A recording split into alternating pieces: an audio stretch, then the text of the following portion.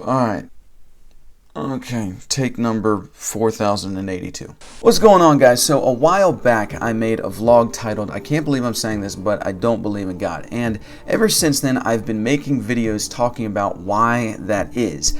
And typically on those videos I get a lot of people commenting, and I've had a lot of people comment throughout the timeline of ever since I put that video out, of people saying, you know, God still loves you. He's trying to get your attention. Just sit and listen to him, and he's calling out to you, yada, yada, yada, all that sort of stuff.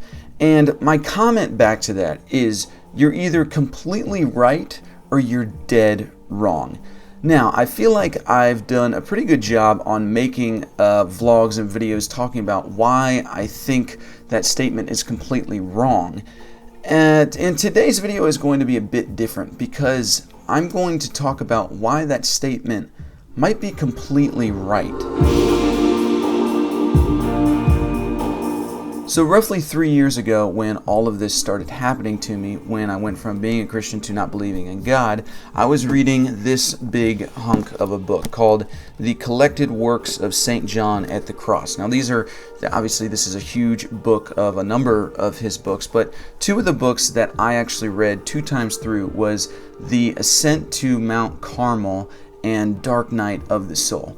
And I was actually reading this after I had my nervous breakdown where I lost my belief in God and all this stuff started happening to me, and I started changing the way that I was thinking and stuff. I started reading, I was reading these books before and after the fact.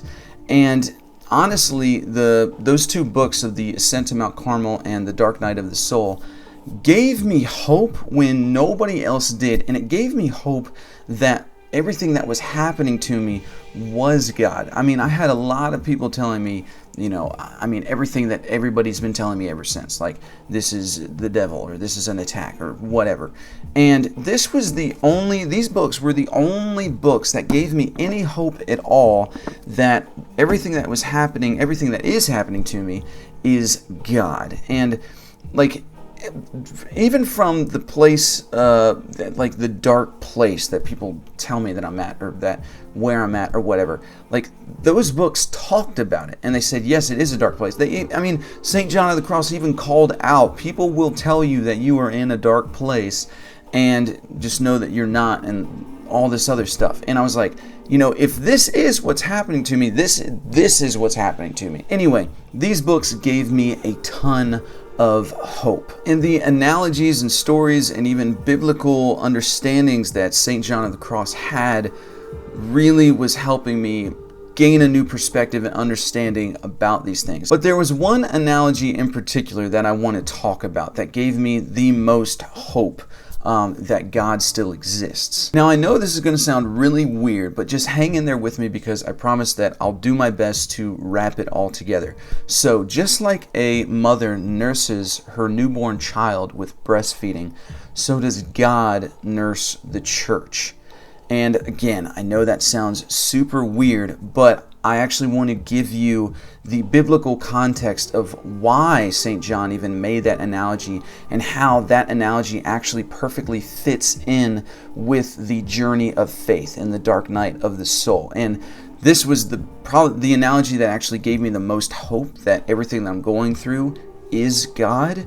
And so I want to give you biblical context of that analogy before I go into it in even more detail. So as a lot of you know, or may not know, God is not male or female. He is God. And there's actually a lot of places in the Bible that insinuate the feminine side of God. Like in Proverbs, it talks about the spirit of wisdom, which is the Holy Spirit, crying out in the streets, and that is personified as a woman. And there are plenty of other places in the Bible that talk about God. I mean, in the New Testament, he's referred to as Father, and in the Old Testament, some places as well. But there are plenty of places as well that talk about God actually being a mother figure instead of a father figure. Now, I'll list a lot of the Bible verses right here where it talks about God, the woman's side of God, God having breasts. There's even one of God's names, El Shaddai.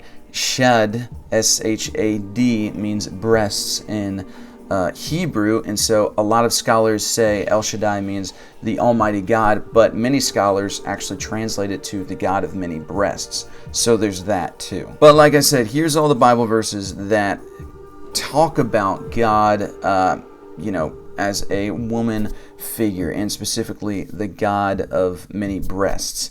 And some of these verses you have to take into account what the prophet is saying, and some of it is poetic language, and especially the Songs of Solomon. Those are the more direct verses, and obviously it's between that whole book takes place between Solomon and a lover, but a lot of scholars actually read that like it's a love letter from God to the church. If you look at that whole book as a love letter between God and His church, then you see that God is feeding and nursing the church as a mother would her child. And so if a lot of that seems insane or out there, here's where things get interesting.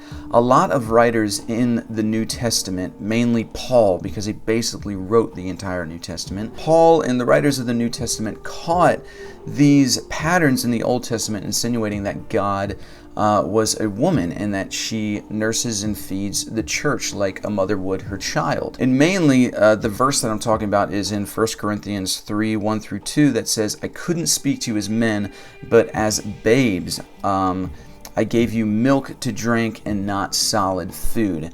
And you have to understand the whole context of that letter that Paul wrote and that book. But that is what he is referring to, that just like in the Old Testament, God was referred to as a woman nursing the church. He is also referring to the teachings that he teaches, that it was like, I taught you simple teachings. You weren't able to handle the solid food of, the meat of things. So I gave you these simple teachings that he compares to milk. And a place where my mind went when I was reading this and when I was studying all this stuff is probably one of my favorite verses that is in Proverbs 1:22, where, like I said, the spirit of wisdom, which is personified as a woman, which is the Holy Spirit, which is the one part of God, the feminine side of God, is wisdom is crying out in the streets, and she says, "O naive ones, how could you love being so simple-minded?" Saying that we think of love as this simple teaching, this simple thing, but there's actually a whole lot more to it. So another verse that insinuates this whole God being a mother, nursing her children thing can be found in Hebrews. And Hebrews is a book that is really known for revealing where Jesus was in the Old Testament. And this verse is Hebrews 5:12 through 14, where it says, "Milk is for babes, but solid food is for the mature in Christ," which just again solidified my way of thinking. We're looking at Proverbs 1:22, like, we think a simple teaching is, the simple things of love, subjective experience, the things that we feel, more so emotions, and the more mature teachings of Christ is loving people, and it's not actually a simple thing. And I'm going to solidify this even more by this next verse it's found in Matthew 7:22 to 23, where people experienced him a lot. They said things like, we cast out devils and prophesied in your name, but Jesus replied with, "But you never knew me.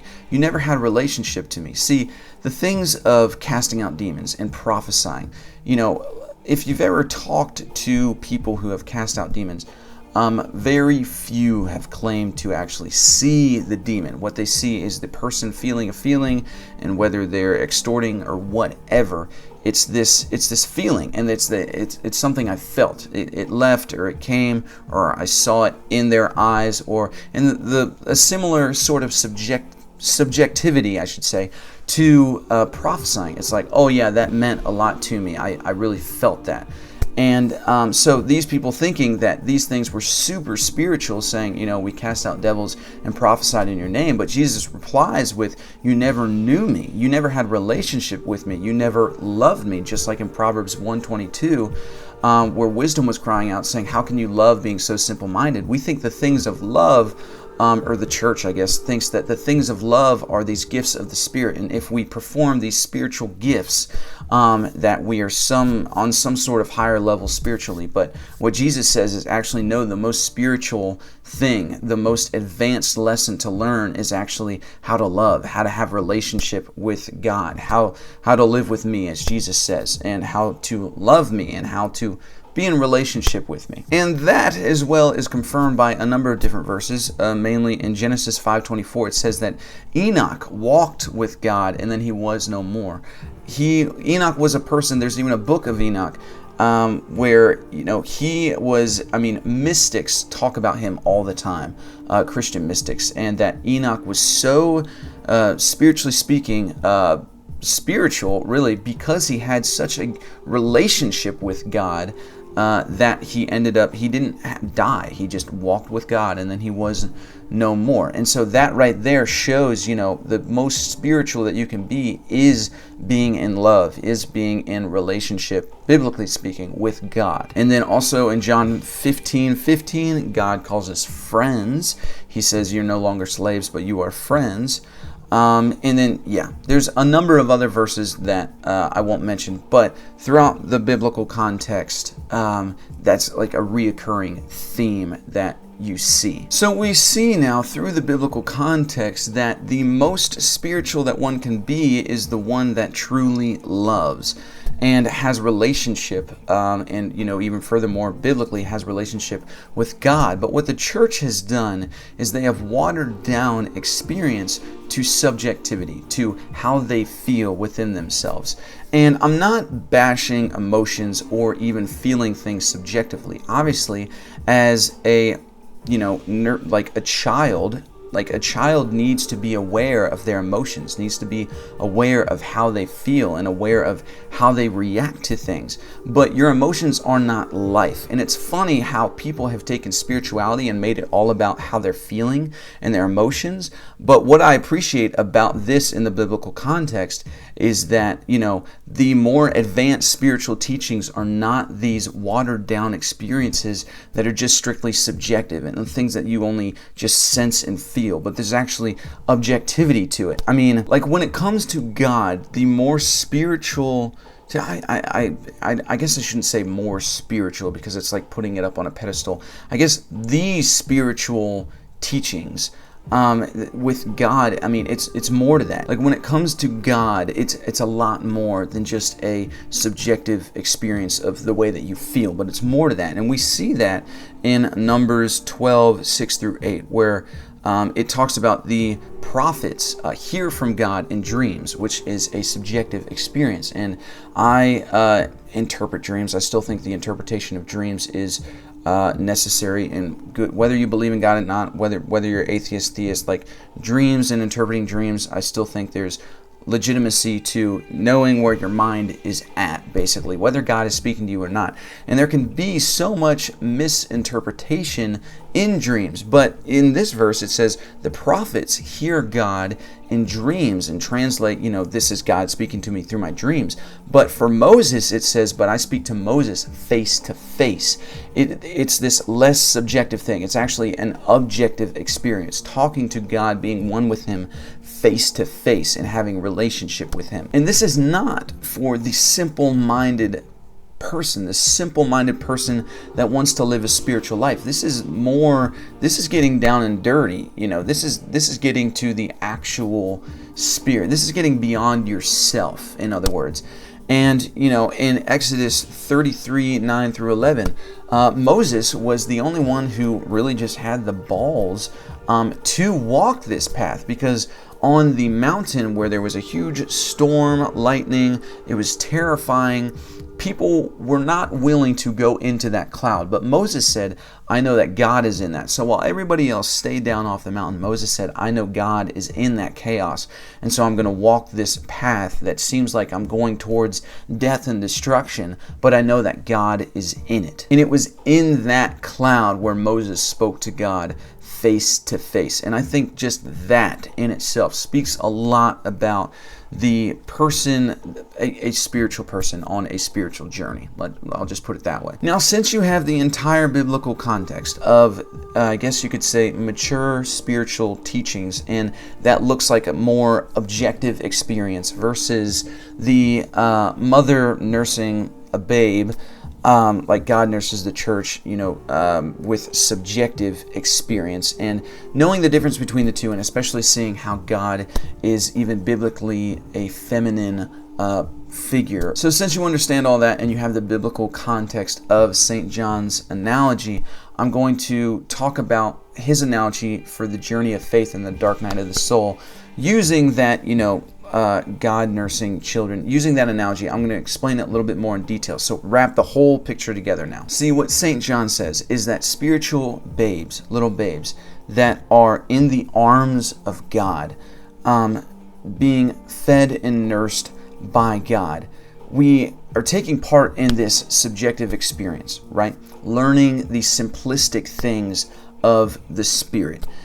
And then what we do, what the church does, is asks for more. God, I want more. I want more of you. I don't just want to feel these feelings, these ambiguous feelings anymore. I want more of you. And they ask for more. And so what God says is, okay, I'll give you more, but you're going to have to learn how to walk. You can't take this milk anymore. This milk is for babes. You can't take this milk anymore. So if you want to learn to walk, I'm going to have to put you down and let you go. So God puts us down. He lets us go. And we don't feel his touch anymore. We don't feel those subjective experiences like we once felt, because God says, well, if you want to learn to walk, you can't learn to walk in my arms. You have to learn to, I have to put you down, and you have to learn to stand on your own 2 feet. You have to learn to walk yourself. And so obviously what that feels like to a spiritual babe is that, it's like, was any of that real? Was all I was feeling, was it just a feeling? Was it, do I even have a parent? Does God even exist? All of that. And so what typically happens is that, the babe will start crying, start whining, just like a baby does, just like a newborn does. Start whining, complaining, crying, like, God, I didn't mean it, or God, it even starts to a point like feeling guilty, or like shameful, like, did I do something wrong? Why did God let me go? Where is God at this time? And just like a place of doubt and questioning, and really that is faith, learning to walk without God. And I know how that sounds to the religious mind. Like, religious people hate this, but spiritually speaking, that is the walk of faith. That is what is happening. And it looks like such dark place, right? And so what typically happens is when, a Christian, God-believing person asks for more, and God says, okay, I'll put you down. They put them down, he puts them down, and they want to learn to walk, but then they can't feel God's touch anymore, and so they say, crying, weeping, just like, God, where are you, on all this stuff. Out of God's mercy, out of his love, he picks back up the newborn and says, I'm here. I got you. I'm in your arms. And then what do? They continue to feed on the milk that was subjective experience, because they're too afraid to go in to that dark night, that they're too afraid to learn to walk for themselves. And this is what religious people are terrified of. And I remember, before all of this happening to me, that in my prayers I said, God, I don't want to go back. I don't want to look back. I don't want to go back. I don't want to keep living this same cycle. Like, I want the real deal. I want an objective experience. I'm tired of this subjectivity.